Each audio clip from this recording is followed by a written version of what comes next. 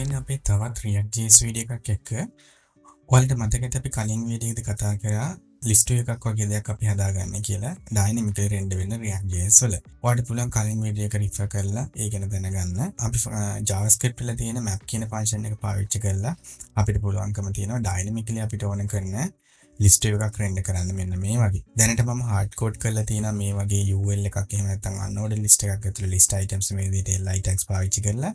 නමුත් ඔයාලට මේක බලා ගන්න පුළුවන් මේක static values විදිහට. නමුත් ඔයා මේක dynamic කරනවා නම් ඔයාලට පුළුවන් map කියන function එක array එකකට පාවිච්චි කරලා ඔයාලට මේ rendering කරන්න පුළුවන් React වල. ඔයාලට ඒ කලින් වීඩියෝ එකේදී ඒක බලා ගන්න පුළුවන්.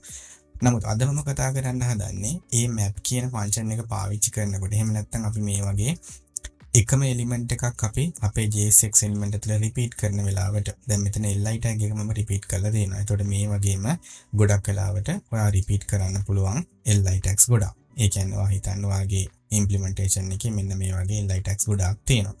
එතකොට මෙන්න මේ වගේ දෙයක් ඔයා රෙන්ඩර් කරන වෙලාවට ඔයා විශේෂයෙන්ම දැනගෙන ඉන්න දේවල් මොනවද කියන එක විශේෂයෙන්ම React වල.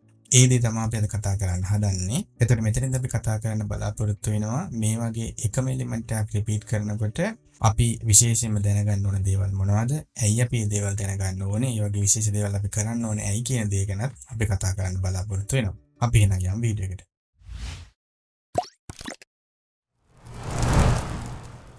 හරි. අපි දන්නවා දැන් අපි කලින් වීඩියෝ එකේ කතා කරා වගේ අපි ගාව array එකක් තියෙනවා නම් මෙන්න මේ වගේ මම දැනට හදා ගන්නවා items කියලා array එකක්. ඒ array එක ඇතුලේ මට elements තියෙනවා ගොඩක්. ඒ කියන්නේ අපිට මේ වගේ elements තියෙන්න පුළුවන්. අපි හිතමු මේක සමහර විට මේවා dynamic values වෙන්න පුළුවන්. එහෙම නැත්නම් මම මෙතනදී constant එකක් තමයි define කරන්නේ. එතකොට මේක constant එකක් විදිහට තමයි මේ items කියන array එක මම ගාව තියෙන්නේ. එතකොට මේ දේවල් සමහරවිට ඔයාලට පුළුවන් කලින් වීඩියෝකදී වගේම state variable එකකට දාලා ඔයාලට මේක dynamic කරගන්නත් පුළුවන්. දැනට මම මේ විදිහට ගන්නවා. ඊට පස්සේ ඔයා අපි කලින් විදිහට කතා කරා වගේම ඔයාලට පුළුවන් මෙන්න මේ content එක මෙන්න මේ items පාවිච්චි කරලා ඔයාලට repeat කරවන්න ඕන නම් ඔයාලට කරන්න තියෙන simply ඔයාලට මතක ඇති අපි කරේ අපිට පුළුවන් මෙතන items කියන array එක පාවිච්චි කරලා ඒකට අපි බලුවා map කියලා පාවිච්චි කරන map function එක. ඊට පස්සේ අපිට මේකේ පළවෙනි parameter එක විදිහට හම්බෙන මොනවා එකකින්කට items. එතකොට මේ අපි දැන් උඩින් පාවිච්චි මම items කියන එකට මම දාගෙන තියෙන්නේ numbers නිසා මම මේක නම් කියලා දාගන්නවා අපේ පළවෙනි parameter එක විදිහට. ඊට පස්සේ මම මගේ element එක දෙනවා මෙන්න මේ වගේ. එතකොට මේක තමයි item එකේ length එක වෙනකම්ම repeat වෙන element එක මෙන්න මේක තමයි මම මෙතන දීලා තියෙන්නේ. එතකොට මම මේක save කරොත් එහෙම ඔයාලට බලා ගන්න පුළුවන් වෙයි. මෙන්න මේ කියන item count එකට සමාන list එකක් මේ විදිහට li tags කීපයක් මේ විදිහට render කරලා මට පෙන්නනවා. එතකොට මම මෙතනදී මේ කියන variable එක කරන් මම මෙතනට මේ විදිහට දාගත්තොත් මොකද්ද number එක කියන එක print කරන්න.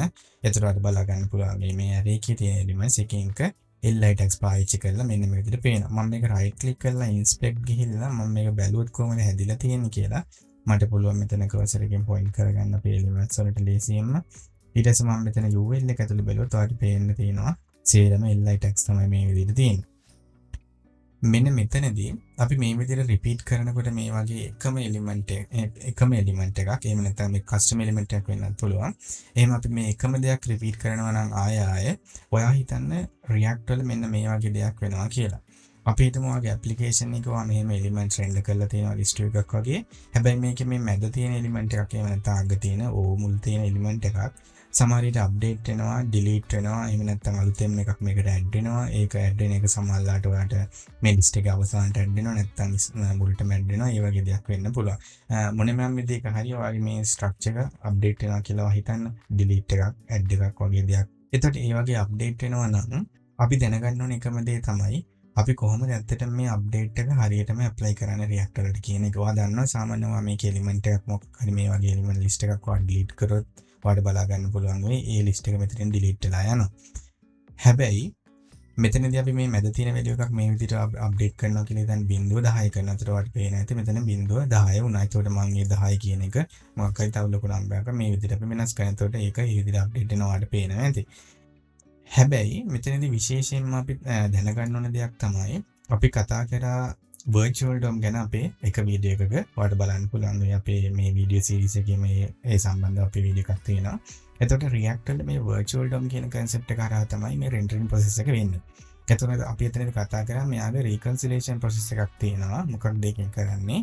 අදාළ කරන DOM එකට එහෙම නැත්නම් මේ ඇක්චුවල් DOM එකට මොනවා හරි කන්ටෙන්ට් එකක් එයාට අප්ඩේට් කරන්න ඕන නම් ඒ කියන්නේ ඔයාගේ React application එකේ මොනවා හරි කන්ටෙන්ට් එකක් අප්ඩේට් වෙලා තියෙනවා නම් එයා බලනවා ඇත්තටම ඇක්චුවල් DOM එකට අප්ඩේට් කරන්න ඕනෙම කරන එලිමන්ට් එක මොකක්ද කියන එක විතරක් එයා ඩෙන්ටිෆයි කරගෙන ඒ අදාළ කරන අප්ඩේට් එක විතරයි එයා ගෙනල්ලා ඇක්චුවල් DOM එකට රීප්ලේස් කරලා දාන්න අප්ඩේට් කරලා දාන්න. එතකොට එයා එන්ටයර් DOM එකම ආපහු රීප්ලේස් කරන්නේ නැහැ පොඩි චේන්ජ් එකක් වුණත්. එහෙම තමයි virtual DOM වැඩ කරන්නේ. ඔයාලට ඒ ගැන සම්පූර්ණ විස්තර දැනගන්න පුළුවන් අපේ මේ වීඩියෝ එකේදී.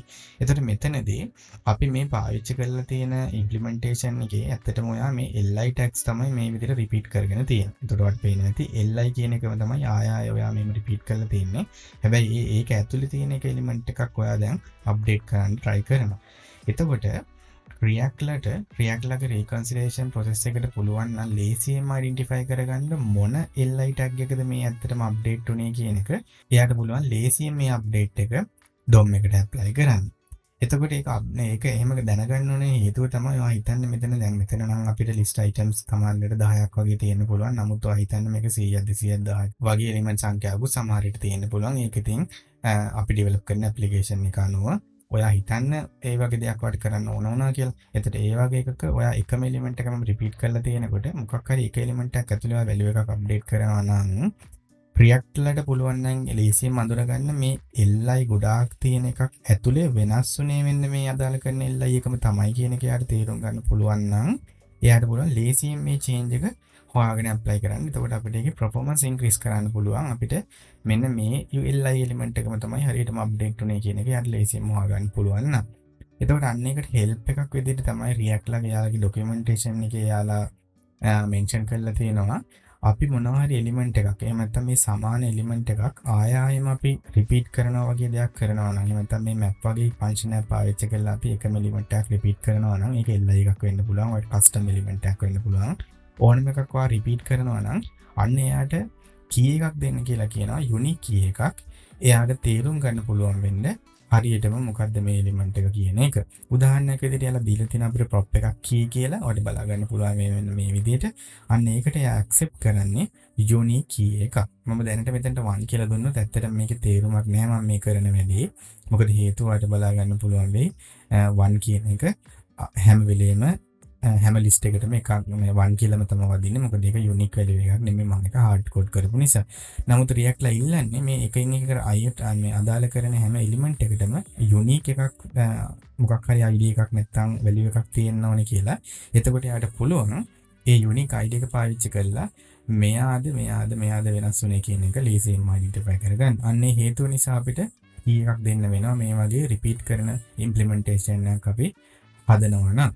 එතකොට මෙතනදී අපි දෙන්න ඕනේ key එක මොකක්ද? එහෙම නැත්නම් unique value එක මොකක්ද? ඒක ගැන අපි කතා කරනකොට ඔයාලට සමහර විට ඔයා develop කරනකොට ඔයා දැකලා ඇති. ඔයාලට පුළුවන් map කියන function එක පාවිච්චි කරලා එයාගේ first parameter එක විදිහට අපිට දෙන්නේ මොකක්ද? අදාළ කරන array එකේ value එක. ඒ කියන්නේ පළවෙනි එක නම් පළවෙනි value එක දෙනවා. ඊළඟට දෙවෙනි එක මේ විදිහට තමයි යන්නේ. හැබැයි යා second parameter එක විදිහට අපිට දෙනවා index කියන parameter එක. මොකක්ද මේ ඇත්තටම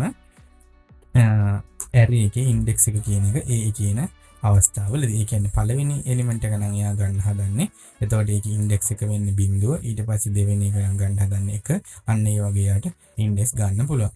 එතකොට මෙන්න මේ index එක බිංදුව 1 2 3 4 5 කියලා තමයි ඔයාට ඉන්නේ. එතකොට එතනදී ඔයාලට බලා ගන්න පුළුවන් මේ බිංදුව 1 2 3 4 5 කියලා කියන්නේ ඒ අතර ගත්තොත් ඒක unique values තමයි එන්නේ. එකින් එකට මොකද සමාන values නෙමෙයි එන්නේ. එතකොට ඔයා ඒක මෙතන කී එක විදිහට පාවිච්චි කරොත් එහෙම ඔයාලට ගැටලුවක් නැතුව මෙහෙමම රෙන්න කරන්න පුළුවන්. ඔයාලට පේන ඔයාගේ values ටික මේ විදිහට ඇවිල්ලා තියෙනවා. මම මේක මේ විදිහට reload කරලා ගන්නවා. මම මේක දැන් පොඩ්ඩක් close කරගන්න.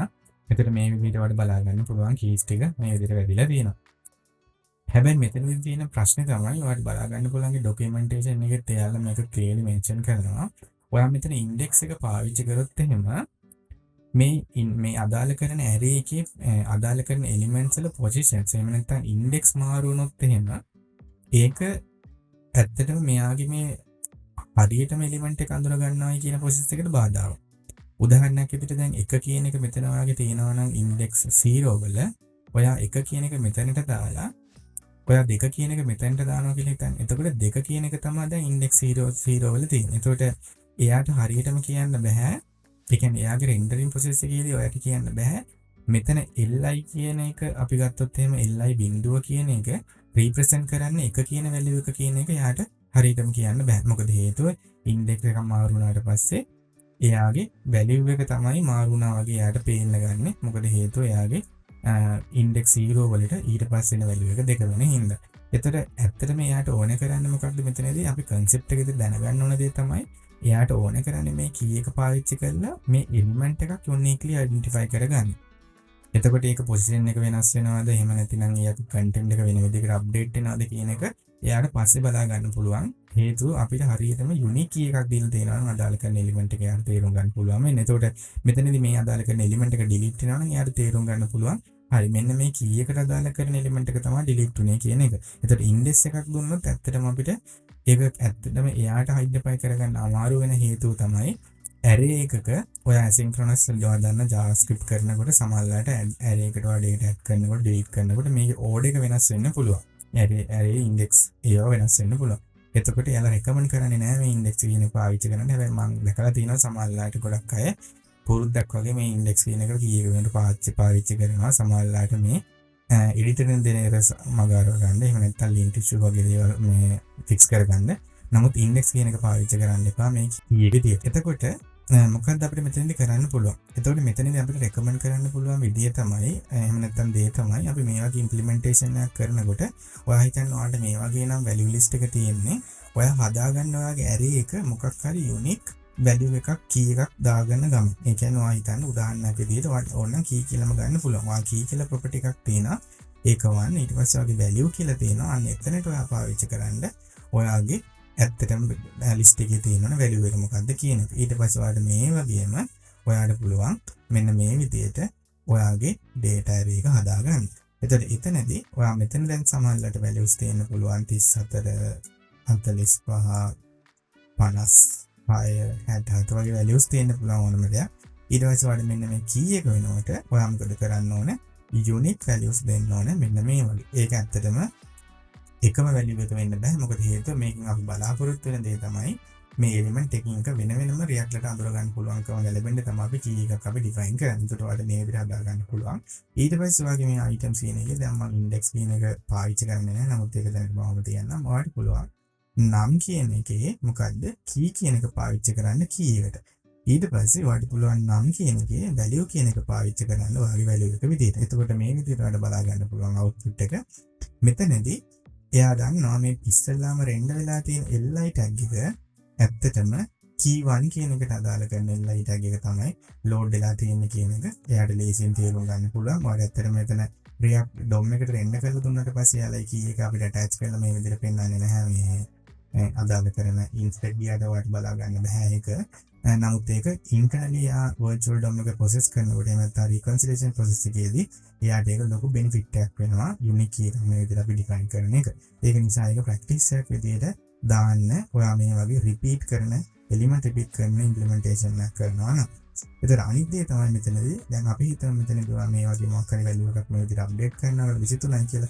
එතකොට ඔයාලට බලා ගන්න පුළුවන් වෙයි ඒ අදාළ කරන li tag එක update වුණා. ඔයාලට ආයෙ බලා ගන්න පුළුවන් මම මේක මම update කරලා save කරනකොට මෙතන පොඩි update එකක් ඔයාලට පේනවා. උදාහරණයක් විදිහට ඔයා හිතන්න මම මේ වගේ මොකක් හරි value එකක් මේ විදිහට update කරලා මම save කරනවා කියලා. එතකොට ඔයාලට බලා ගන්න පුළුවන් මෙන්න මේ element එක විතරක් update වුණා. දැන් මම මේක ආයෙ මොකක් හරි වෙනසක් මේ වගේ මොකක් හරි වෙනසක් මේ විදිහට කරනකොට එතකොට බලා ගන්න පුළුවන් මේ element එක මේ විදිහට වෙනස් වෙනවා වගේ පේනවා. එතකොට අපිට පේන ඇති React වලට පුළුවන් ලේසියෙන්ම identify කරගන්න මොන list view එකද හරියටම update උනේ කියලා ඔන්න කියන දේ. හැබැයි ඔයා හිතන්නේ තව දෙයක් තියෙනවා කියලා. ඔයා මේ වගේ එකක් කරනකොට දැන් මේ UL එක ඇතුලේ ඔයා li tag එක repeat කරලා තමයි යොමු කරන්නේ. හැබැයි ඔයාගේ තවත් UL එකක්ම තියෙනවා මෙන්න මේ වගේ තවත් list එකක් මේ විදිහට හදාගෙන. එතකොට ඒකෙදිත් ඔයා key එක වෙනකොට දැන් මෙතනදී යා මොකද්ද කරන්නේ? ඔයාගේ UL එක ඇතුලේ පටන් ගන්නවා 1 2 3 4 5 කියන විදිහට තමයි ඔයා key එක දීලා තියෙන්නේ මේ li list එකට. හැබැයි ඔයාගේ තවත් element එකක් තියෙනවා. ඒක ඇතුලේදීත් ඔයා ආයෙ repeat කරනකොට ඔයා ආයෙ මෙතනට පාවිච්චි කරලා තියෙන්නේ 1 2 3 4 5 කියන එක. එතකොට ඔයාට හිතෙන්න පුළුවන් මෙයාගේ ඉන්න keys ටිකම තමයි මෙයා ගාවත් තියෙන දේ repeat වෙලා. ඒ කියන්නේ මෙයාගේ එකක් එක කියන එක තියෙනවා නම් li tag එකක් key එකත් එක්ක මෙයාගෙත් තියෙනවා ඒ වගේම li tag එකක් key එක එකමයි. එතකොට ඒක ප්‍රශ්නයක් නෙමෙයිද කියන එක ඔයාලට ගැටලුවක් වෙන්න පුළුවන්. මොකද ඒක යුනික් වෙන්න ඕන නිසා. ඇත්තට මේ වගේ සිනාරියෝ එකකදී ඒක ගැටලුවක් නෙමෙයි. මොකද ඔයා දන්නවා DOM එක හැදෙන්නේ tree structure එකට. එතකොට මේ UL tag එක කියන එක එයාට එක object model එක. ඒ object model එක ඇතුලේ තමයි එයා repeat එකක් මේ විදිහට දාගෙන තියෙන්නේ. ඒ repeat වෙලා තියෙන එක ඇතුලේ තමයි ඔයා මේ වගේ li කියන object model repeat කරලා තියෙන්නේ. එතකොට මෙන්න මේ කියන tree එක ඇතුලේදී යාට මේ කියන කට්ටිය යුනික් වෙනවා. හැබැයි මේ කියන tree එකේදී යාට යුනික් වෙන්නේ මේ කියන එලිමන්ට් එක. එතකොට මේ item මේ අදාළ කරන items වලට තියෙන keys ටික එයාගේ ඇතුලේ යුනික් වෙන්න ඕනේ. හැබැයි මෙයාගේ ඇතුලේදී මේ අපි පාවිච්චි කරන keys ටික ඒ අදාළ කරන parent element එක ඇතුලේ පාවිච්චි කරන child element වලට යුනික් වෙන්න ඕනේ. එතකොට මේක global යුනික් වෙන්න ඕනේ නැහැ. ඔයාලට එකම key එක පාවිච්චි කරන්න පුළුවන්. හැබැයි වෙන වෙනම තැන්වලදී. එතකොට මෙතනදී 1 2 3 4 5 ගත්තා වගේ මෙතනින් 1 2 3 4 5 ගන්න පුළුවන්. අන්න ඒ විදිහ තමයි මට ඔයාලට කියලා දෙන්න ඕනන්නේ විශේෂයෙන්ම මේ සම්බන්ධව යනකොට. එතකොට අනිත් දේ තමයි අපි දන්නවා මේ කරන ඉම්ප්ලිමන්ටේෂන් එකම අපිට තව ක්‍රමයකට කරන්න පුළුවන්. කොහොමද? මෙන්න මේ item මේ විදිහට map කරගෙන යනවා නම් ඔයා හිතනවා මෙන්න මෙතන තියෙන li එකක් ඔයා ලියලා තියෙනවා. හැබැයි මේ li එක වෙනුවට ඔයා ලියාගෙන තියෙන item කියලා වෙනම child component එකක් තියෙනවා කියලා හිතන්න. ඒ component එක මම හදනවා මෙන්න මෙතන මේ විදිහට const item කියලා මේ විදිහට මම හදා ගන්නවා. කරලා මම මෙයාගේ return කරනවා. එහෙම නැත්නම් මට මෙතනින් මෙහෙම කරන්නත් පුළුවන්. return කරනවා. මොකද්ද? අර li එකක්ම මෙන්න මේ වගේ. දැන් මෙතනදී මට නම් කියන එක ගන්න බෑ. මට දැන් properties තමයි ගන්න වෙන්නේ. ඒක නිසා මම මෙතනට props කියලා දාගන්නවා. දාගෙන මම මෙතනට දාගන්නවා props.key props.value කියලා. ඊට පස්සේ මෙතන මම capital I පාවිච්චි කරනවා component එක නිසා. එතකොට මට මේ විදිහට ආපහු බලා ගන්න පුළුවන්. හැබැයි values තාම නැහැ. හේතුව මම values තාම දීලා නැති නිසා. ඒතර මට පුළුවන් id එක වෙනකොට මම id නෙමෙයි key නම පාවිච්චි කරන property එක වෙනකොට. ඒතර key එක වෙනකොට මම ඇත්තටම මෙතනදී පොඩි වෙනසක් කරන්න. මේක key කියලා තියන්නම්. හැබැයි මේ කියන prop එක මම id කියලා පාවිච්චි කරන්න. මොකද හේතුව වල පොඩ්ඩක් ඒක තේරුම් ගන්න. එතකොට මෙතන key කියන එක වෙනකොට තමයි දැන් මෙයා බලාපොරොත්තු වෙන්නේ ඇත්තටම මේ id එකෙන් බලාපොරොත්තු වෙන key කියන එක. ඒතර මම මෙතන num.key කියලා දෙනවා. ඊට පස්සේ මම මේකේ value කියන එක වෙනකොට මම පාස් කරනවා num.value කියලා. මේ වගේ. එතකොට ඔයාලට බලා ගන්න පුළුවන් ඒ ටිකත් මේ විදිහටම රෙන්ඩර් කරලා මෙයා පෙන්නනවා. එතකොට මෙන්න මෙතනදී අපි කරේ මොකද්ද? අපි අලුත් property එකක් හරහා පාස් කරා අපේ key එක ඇතුලේ තියෙන child property එකකට. හැබැයි මෙන්න මේ දේ වැරදි. මේ දේ වැරදි වෙන්න හේතුව තමයි ඔයාලට පේන්නේ නැති මෙතනදී අපි මේ repeat කරන්නේ li එක නෙමෙයි. ඔයාලට පේනවා නිකන් li එක තමයි repeat වෙලා තියෙන්නේ වගේ. නමුත් අපි repeat කරන්නේ li එක නෙමෙයි. මොකද හේතුව මෙතනදී අපි map එක පාවිච්චි කරලා නැහැනේ. අපි repeat කරන්නේ හැම වෙලේම මේ item කියන component එක. එතකොට ඇත්තටම මේ item කියන එක ඇතුලේ තියෙන child element එකක් තමයි මේ li කියන එක. ඒක නිසා අපි විශේෂයෙන්ම දැනගන්න ඕන දේ තමයි අපි repeat කරන්නේ මොකක්ද? අන්න එයාට තමයි අපි key එකක් දෙන්න ඕනේ. එහෙම නැත්නම් එයාගේ ඇතුලේ ඉන්න child කෙනෙක්ට නෙමෙයි කියන එක. එතකොට අපි key එක දෙනවා නම් දෙන්න ඕනේ අපි හදාගත්ත මේ අදාළ කරන component එකට තමයි key එක විදිහට දෙන්න ඕනේ. එතකොට අපි මෙතනදී දැන් react වලට කියනවා item කියලා component එකක් තියෙනවා. එයාව මම repeat කරනවා. එයාගේ key එක මෙන්න මේ විදිහට unit ලවා තියාගන්න මෙන්න මේ දෙන keys ටික කියන එක අපි දීලා තියෙනවා. එතකොට එයාට පුළුවන් මේ item එකක් update වෙනවා නම් මේ key එකෙන් එයාට පුළුවන් හරියටම identify කරගන්න මොන item එකද update උනේ කියන එක.